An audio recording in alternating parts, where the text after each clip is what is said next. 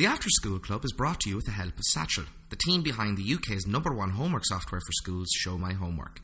To find out more what Team Satchel can do for your school, head to showmyhomework.co.uk.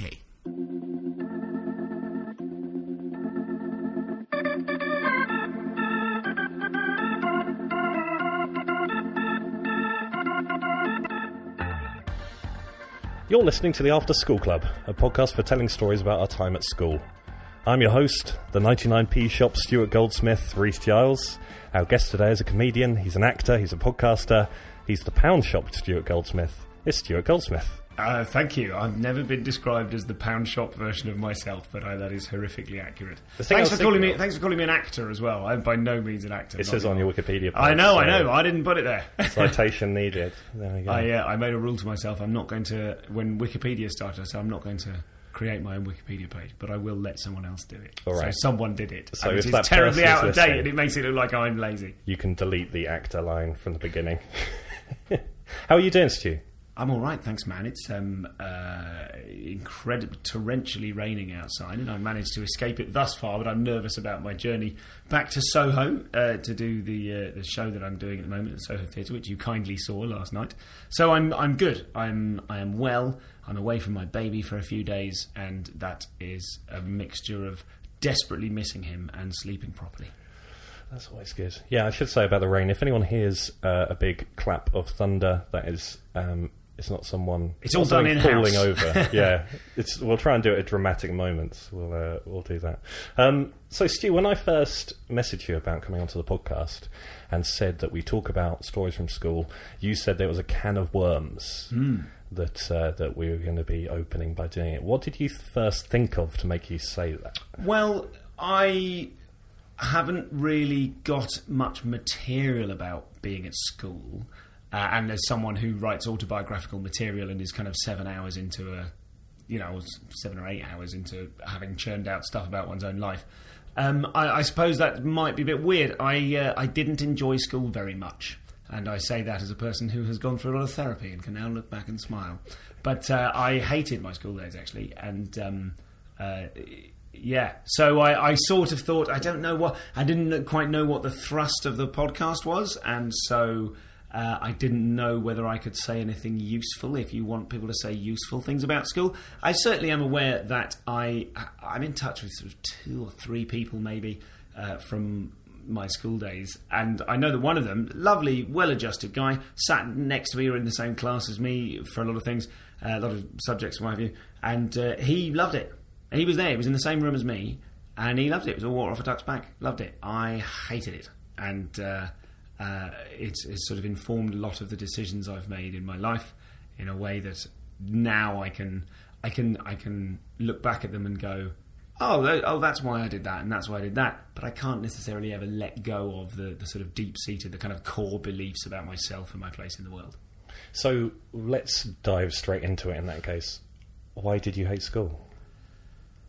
I joined my school halfway through the second year. I got a scholarship to a fee-paying school.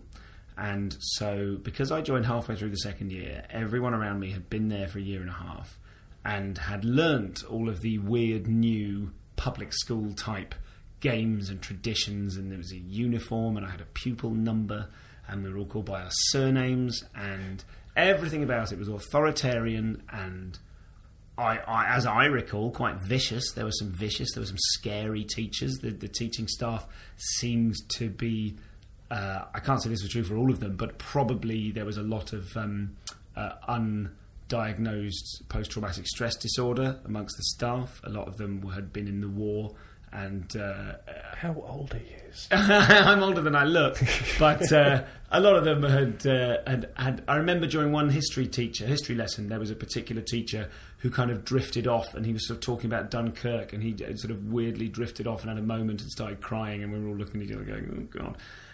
So, with all due respect to the staff members, with some due respect to certain of the staff members, and there were 1 or 2 teachers I liked that I saw their classes as a kind of a bit of relief from the horror of it all. I just hated it. It didn't suit me at all, and I felt particularly alienated. If I had joined at the same time as everyone else, then I still don't think it would have been my cup of tea, but I at least would have been in a gang of kids who were all experiencing the same thing. Having said that, there were kids who had been in that process since they had started school at 5 or when everyone starts school. So there was like a junior school. There was like a junior school. Then there was the junior school that I started just after the beginning of. Then there was a senior school, which I was at until I was 16 and I left. Sort of at the first available possible opportunity. There was a teacher that bullied me. There was... I didn't really see eye to eye with a lot of the other boys. It was all boys' school. And it just seemed to me to be opportunity after opportunity to feel socially excluded, to feel like I didn't belong, to feel like I didn't fit in, and to feel like the direction in which everyone was being pushed was something I wasn't interested in at all. So you said before that some of your friends were enjoying it far more than you were. So does that reflect more on your difference in personality with other people rather than the environment itself, possibly? Yeah, perhaps. I realise now. I suppose I thought we all hated it. Like there were different. I suppose these days one would call them cliques. There were different kind of groups at school, different friendship groups at school, and I suppose I sort of fitted peripherally into a few of them. Like I was friends with the kind of geeky Games Workshop playing, Dungeons and Dragons kind of crowd. But I also kind of, they weren't exclusively my friends. I wasn't just a huge mega nerd. But they just seemed gentle. They seemed like gentle kids. And there was a lot of... it was a very sport-fixated school. I had no interest in sport, and it was the sort of place where, I won't go into detail on some of the things that happened for legal reasons, but it was the sort of place where bullying was overlooked if you were a good sports person, or if your parent was contributing to a particular sporting event. Then it seemed to me that there would be great acts of injustice committed, or small minor acts of injustice that to me seemed huge. There seemed to be a certain amount of sport-based corruption in what the rules were and to whom the rules applied. So I suppose I realised afterwards, talking to my friend, that we didn't see each other for a long time, and then he saw me do a couple of shows and probably heard me talk a little bit about, or drop references to having hated school or whatever. And we had a chat about it a little while ago, and he said, "Yeah, it's interesting because I really didn't see it. I mean, I know you hated it, but I didn't really see that." I hope this isn't all really tedious. I find it. It's really weird. No, I'm not sort of trying to be funny or anything. I think we've had definitely a range of different experiences at school, and you're the first person who has been, to be honest, would I be alright in describing it as a public school? Yes, I don't understand what the terms public or private school mean, but you had to pay money to go there. I got a scholarship. Yeah, so. Public schools in particular are the old... Like Eton, Harrow, St Paul's, all of those big old ones, prestigious. Right, like okay. The ones with the well, mine was a wannabe public school then. I see, yeah. Okay. When I joined, we all had to wear kind of... like a dull blue kind of bomber jacket in the playground. So it looked very... Well, not... I don't know what you'd call it, just a sort of an insignia. You'd have your blazer. You'd have to wear a blazer on the way to school, and then when you got there, you had to put your blazer over the back of your chair, and you had to put on like a blue zippy jacket, and that just looked so much like prison. Do you know what I mean? It's just preposterous that you'd want to. Just everything in it seemed to be decided to. Did you have any crush weird one's identity? Uniform things that. I mean, like the typical thing about Eton is that they have to wear their hats and then they walk through town and get beaten up. Yeah, we had to wear caps. We had to wear. Yeah.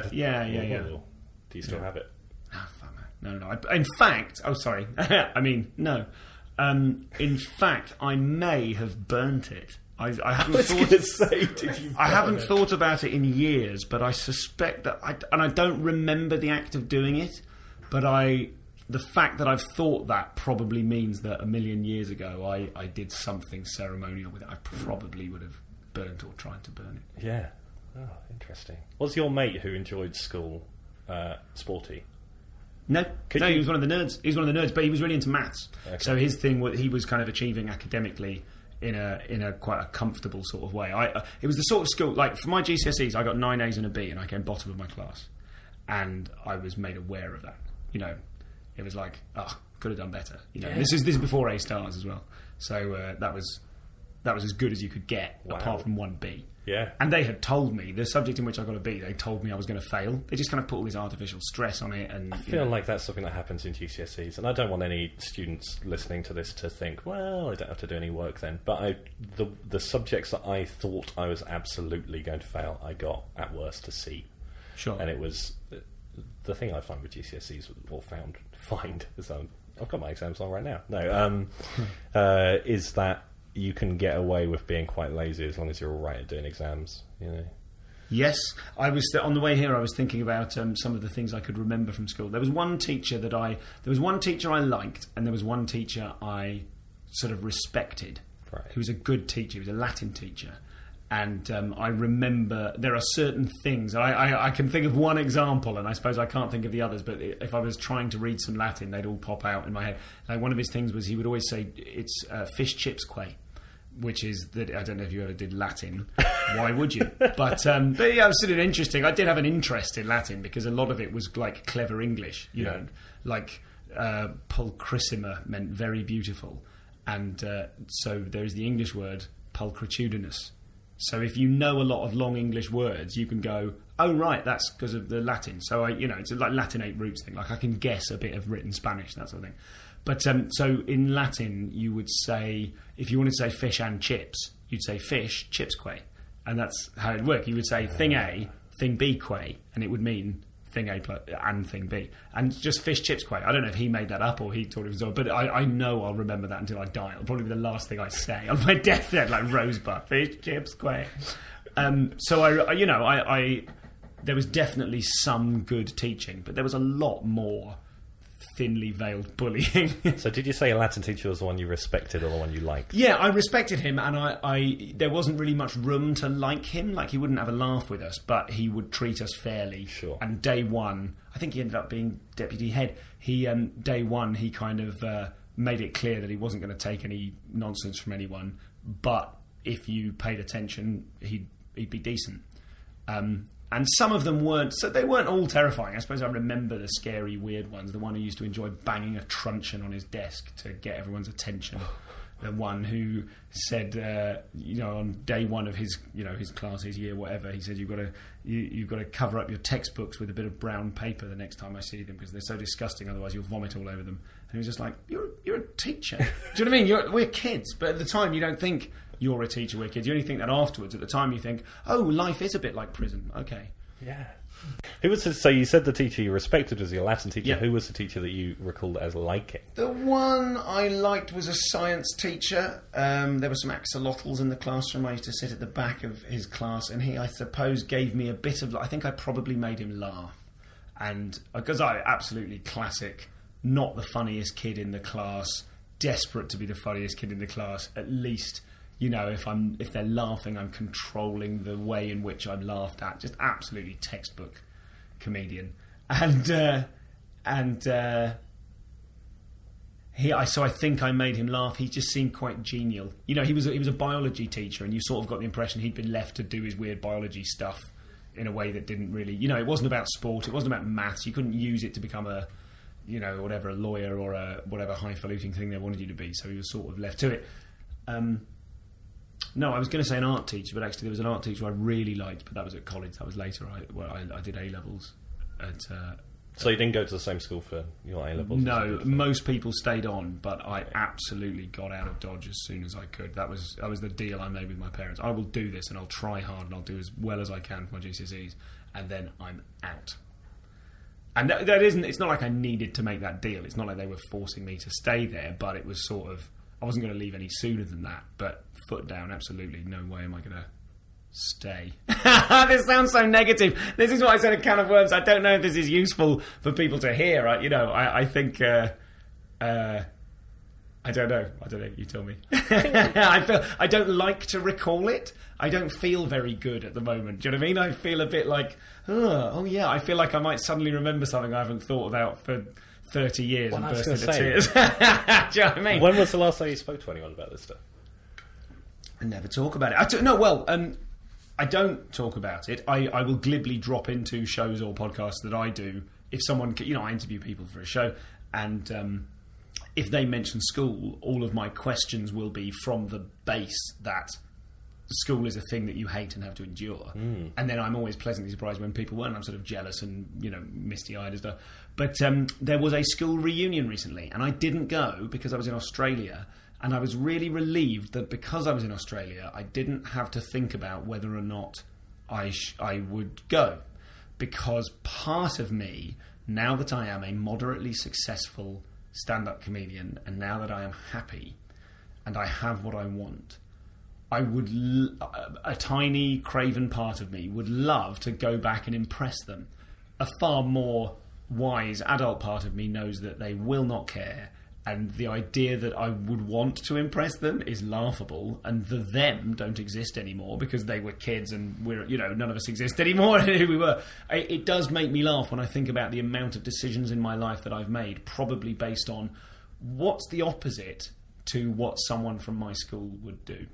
What's the opposite to what I would be wanted to do? When I did my A-levels at a college, and then I went to circus school, and then I went to a wacky, crazy art college and did street shows at the weekends. Then I became a professional street performer. And a lot of that was based on some sense of the alternative that was accrued from wanting to do the opposite of the path that everyone else seemed to be on. So I didn't have to decide whether or not to go. And I would probably have gone, and I would probably have played it cool and seen people and gone, oh, hi guys, how you doing? Like, the victory would have been to go there, not talk about myself at all, be really interested, come away having kind of met everyone and gone, God, we're all adults now, and then never thought of it again. That would have been the personal psychological victory.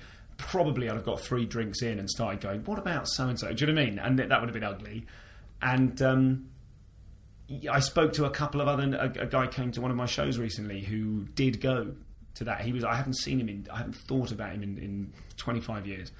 And we weren't particularly great mates, but we had an understanding when we saw each other of like, oh yeah, we were among the ones that weren't bullies. Yeah, And he said he did go, and he felt, and he was okay with it. He's very successful and happy and stuff, But he said there was another mutual friend of ours who was bullied, who was very nervous about going there because the guy that organised it, I can't say that, sorry, just in case anyone knows what I'm talking about, I'll have to rescind the guy that organised it, because he knew that some people who bullied him were probably going to be there. Right.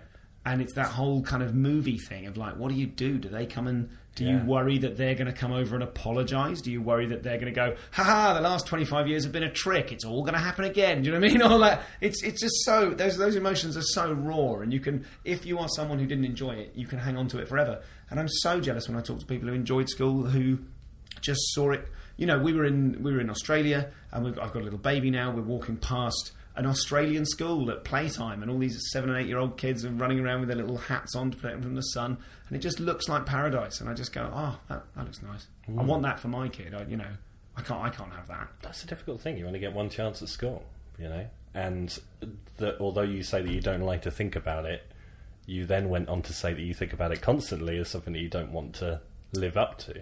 I don't ruminate on it. Okay. Do you know? I'm aware that it's there, and obviously having a child, you think, how can I not repeat the mistakes? I don't mean my parents' mistakes, but how can I help him to have the self-reliance and intestinal fortitude that I probably lacked, that made me react to what was probably no more than a slightly tricky situation in a very negative and unhelpful kind of way. Like I didn't put my hand up and say, hey, how do we play this weird new game that everyone's playing? Because I'm new and I don't know how to play it. Or if I did, that immediately got crushed and I got laughed at and knocked down and what have you, so I didn't do it again. Really, what I could have done would be to keep asking, and I do occasionally fantasize about going back to school with what I know now as an adult and going, oh, none of this matters. I can learn stuff. I quite like to learn stuff. And the threat of violence is mainly illusory. I know now that you can just front people. You can just go, you're not going to hit me. Yeah. And if they hit you, you can deal with it. You know what I mean? It's not that bad. It's just that oppressive fear that I lived under. A lot of it I was doing to myself. And I would love to be able to give my child the ability to not to give him the experience. You can't give someone experience. You know what I mean? But like, I would want to make sure he's in a position that he's happy and it's nurturing and positive, and when it's tough, he has the tools to deal with that. So that's the thing. I mean, the things you were describing just then was how you would have dealt with the situation differently, rather than whether or not you should have just been in a completely different situation. I mean, we can all sit around this table going, I went to a school where I didn't have a teacher hit a truncheon on the desk when he was annoyed, and I didn't have sport wasn't such a massive part of that. Sure. And so do you not necessarily think, if only I'd have been in a different school? When you talk to other people now about their school experiences, do you think it's more about you, or do you think it's more about the environment? I mean, it's a bit of both, so it's a boring answer, but I think it's a bit of both. I think it wasn't a very useful environment, but a lot of people seem to come out of it okay. And let's face it, that was the time. That was what it was like being in the 20s. At school in the Roaring 20s. Yeah. So there were, there weren't. Yeah, it was a sort of time when the world was not the world, the privileged Western world in which we are lucky to live, was a bit tougher. I mean, I remember a lot of racism in the school. I remember the teachers being racist. I remember, that kind of casual racism that wasn't a problem at the time. It's only now looking back that I go, that was incredibly racist. A teacher describing a kid as, oh, come here, you cheating Arab. Just stuff like that. Stuff in the way that I suppose less so nowadays, but still some places you'll have people kind of talking about gypsies.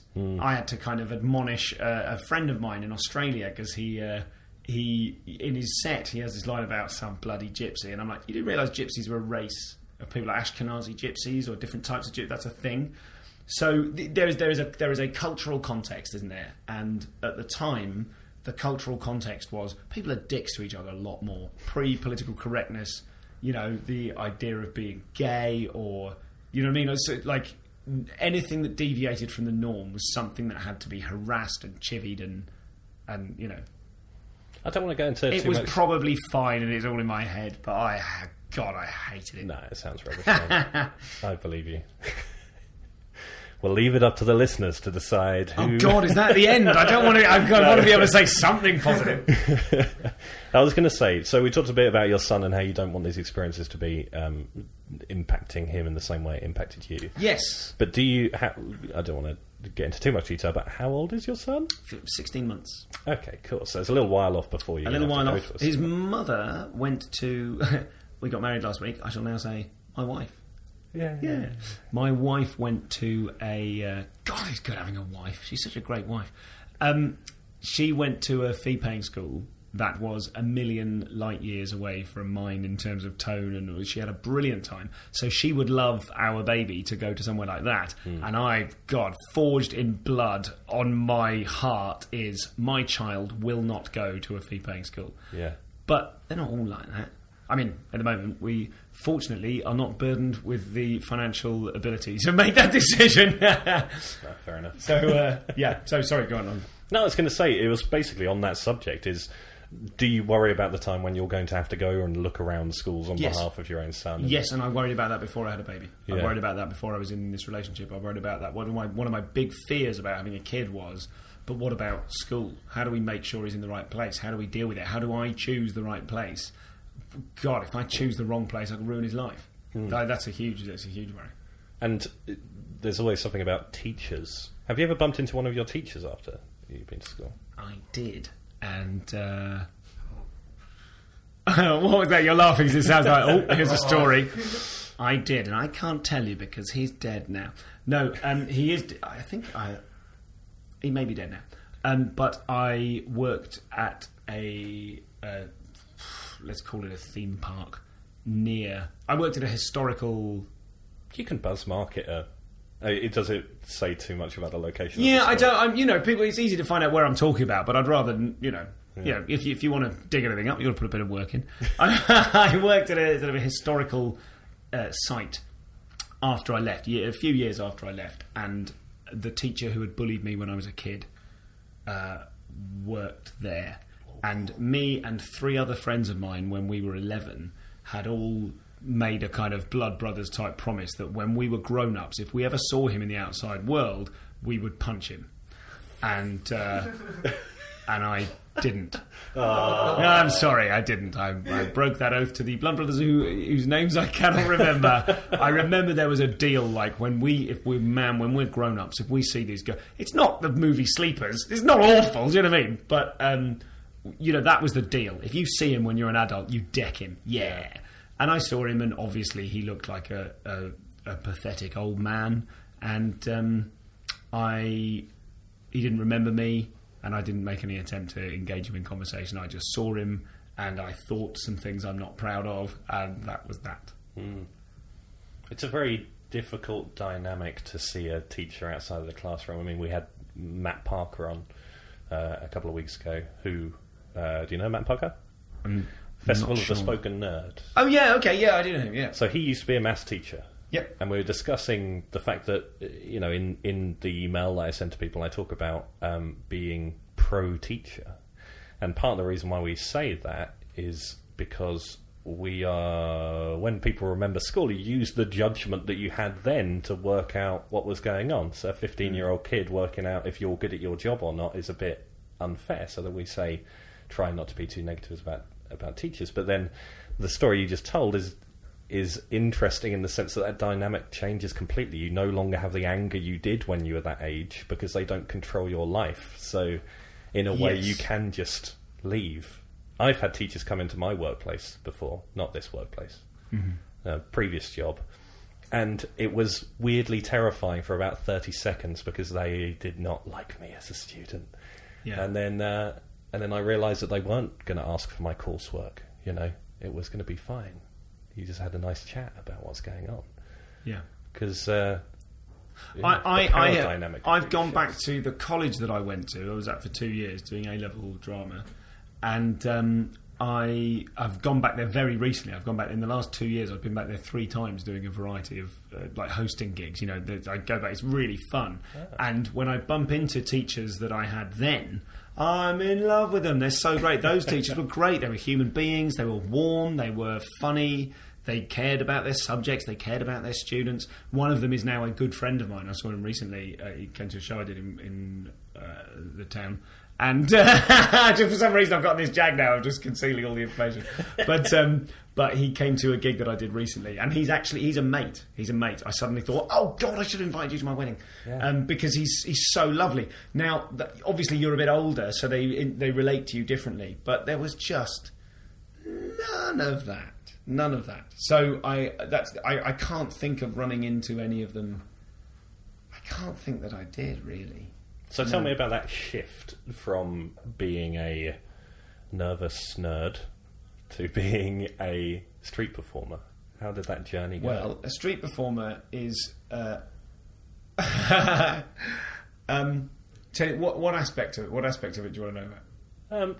It's an interesting change and how that came about. You said you went to college. I don't know that I was a nervous nerd. I think that I definitely had the potential to be a glib, chatty guy, and probably I was trying to be glib and chatty at school and just constantly getting kind of crushed and told I wasn't funny. And so when the first ever street show that I did, there are 2 firsts. There's one I did with my best mate Noel when we were 16. And we went on and did a double act together in all over the place for a few years, and that was kind of a first because we learnt the secret of how to walk on broken glass. We just saw someone doing this carny stunt, and it's a secret. I'm not going to tell you. But we saw someone do it. We went, I reckon it's just done like that, and then we went, oh, it is done like that. So then we did that, and I could juggle, and so we learned how to fire breathe. And this is all pre-internet, so to learn this stuff, you have to basically try it and then not die, which I do not recommend at all. So we did a thing. So I tell you what happened. Actually, it's not about the street shows. For me, the thing that saved me is that I started going to a young people's drama thing from about the age of 11. I've got the ages wrong. When I was 8, I went to the school, and then when I was 11, I went to the senior school of that school. That's that bit, and that's where I met Noel, who was also there. He'd just started. So that was like an opportunity to sort of refresh and go, okay, that thing that I didn't understand everything, that's over. everyone is still here, but there are also some new people. And Noel was into this young people's drama group, and he said, "Oh, you should come along and do this." And so I did, and that is how to create a compulsively performance addicted basket case. Is to have a horrible Monday to Friday school environment, and then at the weekend have an incredibly positive, warm, happy experience of performing where there are girls and you get to be glib and funny and people laugh at you and reward you for being you, and that's quite a good way. That times 10 years is sort of quite a good way to end up desperately hooked on having to make people laugh in a way that will take years of therapy to unpick, and which I'm now glad is actually largely unpicked. Like one of the big revelations in my therapy experience over the last 10 or 15 years was realising that whenever I started bullying myself like I felt I had been bullied at school, psychologically bullied rather than I never had my head flushed down toilets, but I have within myself a bullying voice of this particular teacher. Whenever I'm feeling that, if I then get a laugh from someone or something, it's like Shazam. Do you know, is it Captain Marvel or whatever his name? Yeah. So it's like, bang, oh, suddenly this bullied kid turns into this kind of sexy, confident superhero. Everyone's laughing. And that, oh, I'd rather be that guy. And I'm so glad I nipped it in the bud when I did, because obviously we all know the person who's trapped in being that guy. Yeah. Because that isn't very healthy either. That's a lovely, fun thing. But really what you want to do is look at those two things and go, that's an interesting dynamic. But I, Stu, am watching that from afar going, that's an interesting dynamic, and that's all it is. So the street shows and the stand-up comedy and all the rest of it, those are all sorts of offshoots from that same dynamic of I feel scared and like I don't belong and I'm freaking out. But if I can perform and then I get laughed at and rewarded for it, that was all kind of cooked in the crucible of that relationship between school and the drama thing. So we should thank your tough school for your current career, is what you're saying. I'd rather have had the nice childhood. Thanks. I'd rather have a nice childhood and work in an office like the rest of us. And work in an office. No, well, I definitely remember, this is something I thought on the way over, I definitely remember thinking at school that you could either be an exciting alternative person and have an exciting, varied, rich life, or you could be a drone. You could be just an office guy who just lives and works in an office and that's it. And I do know people who are like full on, I live for the weekend, and people who treat life like, what's the name of that Irving Welsh novel? If you like school, you'll love work. Like, that's the name of it. I love that. That really distills it really nicely. So I do know people, but it never occurred to me, I never realised, and perhaps there were far fewer then anyway, I never realised that there are plenty of people who do, inverted commas, proper jobs, who use the money they make to go snowboarding at the weekend or go off and do exciting things. It's like that artificial dynamic that you ended up learning at school, which is you can be an arts person or a sciences person. I hope that doesn't happen as much anymore. I don't have any experience of what school's like these days, but in those days it was like you can be arts or you can be sciences, you can be arty-farty creative, or you can be actually getting things done. And now I feel like, no, you can be into loads and loads of different things. You can be an architect who goes and base jumps. I was going to say free bases. That is the wrong thing. You could go, you can do all sorts of, life can be such a portfolio of exciting and varied things. And I think that is really important to remember, because I felt like it was absolutely a dead choice between creativity and an alternativeness and running away with a circus, which I briefly did do, or you're a drone. And, that's not a very mature way to look at the myriad possibilities of life. Brilliant. The thing is, one of the last questions we ask people is if you were to go to a school and do a commencement address, like you see all those videos on YouTube, what would be your lesson to people? But it almost sounds as though you just said what your commencement address Well, I'll have to listen back to this and write it down, because I was asked to do one of those and I turned it down because I didn't think I could trust myself to say anything to the students apart from, guys, I hated this, get out out now, run. But that school doesn't exist anymore. The people will all be different, the buildings will all be different, the cultural context is completely different. It doesn't exist anymore. I would like to be able to say something useful to kids, but then that's a big responsibility, and I'd only really want to do a commencement thing like that if I thought I could do it justice and say something useful. I've seen Neil Gaiman's, I've seen Tim Minchin's. They're brilliant pieces of work. I don't know that I've got much useful to say, but maybe that thing I said earlier on could be a starting point. Listen back to, I'll collect all my podcast appearances, transcribe a keynote speech, then go and rinse the corporate world. All right, let's move on to... So, we're going to move on to plugs in a moment, but we try to make guests earn their plugs. So last night I asked the members of your podcast community page on Facebook what I should ask you. Some of the questions were definitely not going to make it on air, as you probably saw, but there are a few that I picked out. So for those of you, for a bit of context, if you haven't heard it before, Stuart is, of course, the host of the very, very popular Comedian podcast with over 200 episodes. Is that right? That's right. Yes, 200. And I recorded. There are 206 online. There are 8 in the can. So that's how many of them I've done. There we go. So get onto that if you haven't done it already. But here are some of the questions from your fans. What's a question you've asked an interviewee that you wish you never had? And of course, you don't have to name any names. But we will go back and listen to all of the episodes and try and find that question. That's a tricky one. That's a tricky one. For a bit of context here, people do this to me a lot. When I appear on things, people like to get me to answer the questions that I ask people, because my podcast is quite probing, and I ask people about whether they're happy and what they regret about their career and whether they got what they wanted from comedy and things like this. And people love to turn the tables on me, so I will answer a few of them. I don't mind. You took the unusual step of asking the Comedian Facebook group community, which I thought showed vigour, so you can have a couple. I don't know that this is a particularly useful one, because I can't think of an interesting answer for that question, I'm afraid. Ask me so a question if someone again. asks me that question in future, I'm going to say this question. But what do you wish you hadn't asked someone? I wish I hadn't. There's almost nothing. I suppose there's only been 2 or 3 episodes that I haven't really enjoyed doing, and my audience will know which ones those are. And they've often just been if the guest has sort of seemed obstructive or something like that. Almost any question. I'm interested in. This is very pretentious. I'm really interested in listening to my guests. So I like to ask something provocative, listen to what they say and what they might be trying to hide, and then I try to pursue that. So it's less about the questions and it's more about the journey. And I know that sounds awful, but that's sort of how I think of it. I was just, as soon as you were saying that, I was remembering one of the interviews that you've done that I described to people as one of the best podcasts I've ever heard was your interview with Bill Burr. Thank you. Because I went to see, I think, probably the same show as you saw in Edinburgh, and walked out of that show thinking there was a lot in there that I want to work out why he said those things, because you respect him as a comedian, but he does have some opinions that you wouldn't necessarily want to repeat.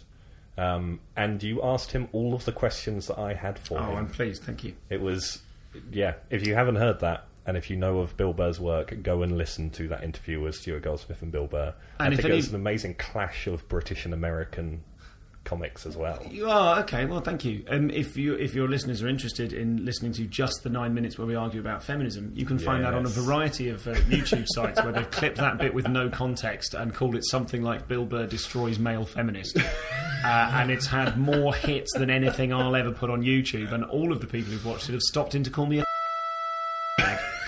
but I stand by everything I said. I was trying to make the point to Bill that you can be privileged, in inverted commas, you can be privileged and still have a terrible life. Yes. And that's a weird concept if you are accustomed to, if you're the beneficiary of male privilege and white privilege and class privilege, then you often don't realise that you are. And if you have a hard life, as many people have, it feels like a real slap in the face to be told that you are in fact privileged. And we were talking about that, and that annoyed a lot of people who are privileged and have terrible lives. So there it is. I'm sure this will get clipped and put on it as well. That's that's what happens when you're a guys. Just gotta live with it. All right. Well, that's definitely being bleeped. I don't even know if that. Yeah. Okay. Yeah. I'll ask you one more, which will disappoint the people on your Facebook page, but whatever. Because I still haven't had the answer of your answer to this question, which is what would be on your comedy gravestone. I do have an answer to this. This is a question I'm fond of asking people, because I like that it's about their life, it's about their career, and it also forces my guest to suddenly come up with a joke, or often it doesn't force them, but it's the opportunity, and I really enjoy it when you see someone like Hari Kondabolu go, and you sort of watch the joke come together. So I can't answer the question in the way that I like my guest to ask it, because I've already thought of one, so you won't get to see me work something out. But what I would have is I'll warm them up for you. Yes. Can I ask you this? Because I've got one that I remember specifically from a podcast episode of yours, and I want to see if it's the one that you remember. What is the best answer to that question you think you've had? I can't remember. I don't have a very good memory. Do you remember Patton Oswalt's one? That was my favourite. What was Patton's? Remind me what Patton's was. That's My Light. That's My Light. Oh, God, that's good. That is good. Lots of people do versions of... the game is what is appropriate for the end of your life and is also appropriate for comedy. So I think... Simon Munnery had something like born in Edgware, lived in Lewisham, died everywhere. So do you know what I mean? Like, that's a particularly good. It's a particularly good rhythmical and well written approach to a joke that a lot of people have made. The idea of death is a sort of an obvious go to. That's My Light is beautiful. And for mine, because we're all talking about analysing comedy, for mine, I'll warm them up for you. For me, is a double joke, because it's about my propensity to be the opening act because I'm warm, and I tend to do a lot of audience warm up, and I'm a safe pair of hands if you want, before the main act. You know what I mean? Like I am these days often also the main act, but if you've got in a double headliner bill, I'll go on first. So it's partly about that, and it's also partially about like, this will happen to you too. So I'm pleased with that, but it's not as succinct and beautiful as Patton's one. And the coldness of the grave. Anyway, so that I guess that was you earning your plugs by talking nerdly about comedy. Oh, thank you. So an opportunity for me to plug things. So, yeah, let's open up the plug bag. I saw your show last night, Stu. It was excellent. Thanks, Your man. last show in that run in the Soho Theatre is tomorrow. Yes, it is. When will this go out? Probably next Friday. Okay. So my tour... Where else can we find your dates? My tour has concluded, but if you'd like to purchase the show Compared to What on audio, you will probably be able to do that soon from comedianscomedian.com/shop. Also, if you want to check out the podcast itself, you can go to Comedians Comedian Podcast on iTunes or to comedianscomedian.com and hear over 200 episodes of me interviewing people like Stuart Lee, Russell Brand, Sarah Millican, Russell Howard, Patton Oswalt, and loads of other people that you may or may not have heard of. I like to have a nice mix of people who are brilliant but unknown to the wider public and bigger names. Did Barry Cryer the other day. God, it was brilliant. He rang me the day after and said, "Stu, old Bazza here. Just wanted to thank you again." Just absolutely brilliant. What a gem. So there's that. And if any of your listeners are going to be at the Edinburgh Festival, then you can come and see my new show, Like I Mean It, which will feature no material about my school days. And that's at 3:45 daily for free, at the Liquid Rooms Annex. Brilliant. What's your Twitter handle? At ComComPod for the podcast. At Stu Goldsmith for my own Twitter. Neither of them will contain any jokes. It's merciless self-promotion and links to things you might find interesting. Brilliant. Well, follow that if you love Stu that much. that was a particularly nice phrasing. Well, follow him on Twitter if you like him that much. Why don't you just marry him? Just to constantly go to his shows with him. No, because he's already married as well. Oh, yeah. Well done, Stu. Anyway... The After School Club is brought to you with the help of Satchel, the team behind the UK's #1 homework software for schools, Show My Homework. To find out more about what Team Satchel can do for your school, head to showmyhomework.co.uk. Hit the subscribe button, find us on Facebook and Twitter, and if you'd like to share any school stories of your own or give us some feedback on the show, we are on email tascpodcast@gmail.com. The After School Club is hosted by me, Rhys Giles, and produced by Jack O'Leary. The theme tune that's currently fading up under my voice is Better at Getting Worse by Bakito. Download it and check them out on Facebook and Twitter. Thank you so much for listening, and please join us again for the next episode of the After School Club. How are you spelling Bakito? B-O-K-I-T. You should spell that out, because I wouldn't know how to find Bakito. That's the point, man. No.